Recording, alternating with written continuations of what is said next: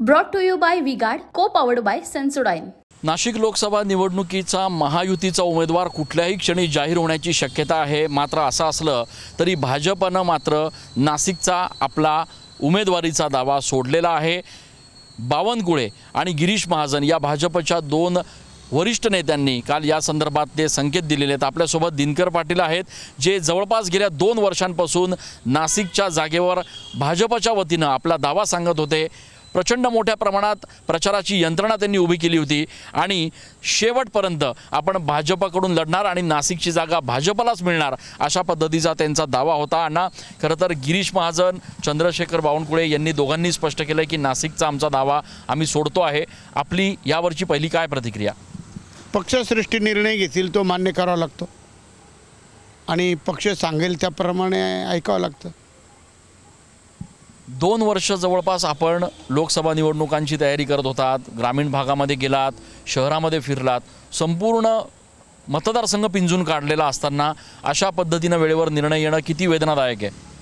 तो खरा माझ्यावर अन्याय आहे, लोकांवर अन्याय आहे, मतदारांवर अन्याय आहे। याच्यापेक्षा काही बोलू शकत नाही। पण अण्णा, आता पुढची भूमिका काय असणार आहे आपली? आपल्याला जरी नाशिकचा दावा सोडावा लागला असला तरी महायुतीचा जो उमेदवार जाहीर होईल त्याच्यासोबत आपण काम करणार का? पक्ष सांगेल तसं। आपण खरं तर अत्यंत रोखठोक बोलण्यासाठी प्रसिद्ध आहात। आज आपली भूमिका काय असणार आहे? आज जर उमेदवार जाहीर झाला महायुतीचा, शिवसेनेचा, तर काय आपली भूमिका आहे? त्या उमेदवारावरच अवलंबून राहील। लोक त्याला मतदान करतील का नाही ते लोक ठरवतील। पण हेमंत गोडसे यांचं नाव जाहीर व्हायची शक्यता आहे, त्यांच्या नावाची चर्चा आहे। हेमंत गोडसे यांच्या बाबतीत आपण म्हटलं होतं की त्यांना लोक स्वीकारणार नाहीत, आजही आपली भूमिका आहे का? तशीच परिस्थिती आज आहे, पण काय लोक स्वीकारणार नाही। अच्छा, हेमंत गोडसे यांना लोक स्वीकारणार नाहीत? अजिबात नाही। पण मग महायुतीचा कोण उमेदवार आहे ज्याला लोक स्वीकारू शकतील? भाजपचाच उमेदवाराला लोक स्वीकारतील। असं का वाटतं? भाजपची ताकद आहे, 3 आमदार आहे, 100 नगरसेवक आहे।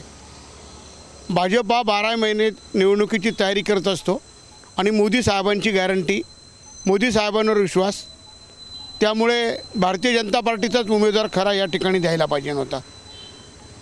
द्यायला पाहिजे होता, पण आता तशी परिस्थिती नाही आहे। दिनकर पाटील आता या मिनिटाला नाराज आहेत का ते उमेदवार जो महायुतीचा असेल त्याचं काम करणार? मी नाराजच आहे,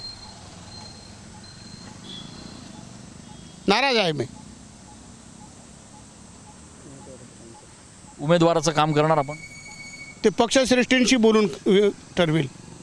मी देवेंद्र फडणवीस साहेबांना भेटेल, बावनकुळे सरांना भेटेल, गिरीश भाऊंना भेटेल आणि मग ठरवेल। खूप खूप धन्यवाद, आपण आमच्याशी बोललात। दिनकर पाटील जवळपास 2 वर्षांपासून निवडणुकीची तयारी करत होते। भाजपलाच हे तिकीट मिळणार, नाशिकचं सीट मिळणार असा शेवटपर्यंत त्यांचा दावा होता आणि आता आपण नाराज असल्याचं त्यांनी या ठिकाणी म्हटलेलं आहे। आपण बावनकुळेंना भेटू, देवेंद्र फडणवीस यांना भेटू आणि त्याच्यानंतर आपली पुढची भूमिका स्पष्ट करू असं दिनकर पाटील म्हणतात। कॅमेरा पर्सन आकाश शेवलेसह मी चंदन पूजा अधिकारी, TV9 Marathi. Brought to you by V-Guard, co-powered by Sensodyne.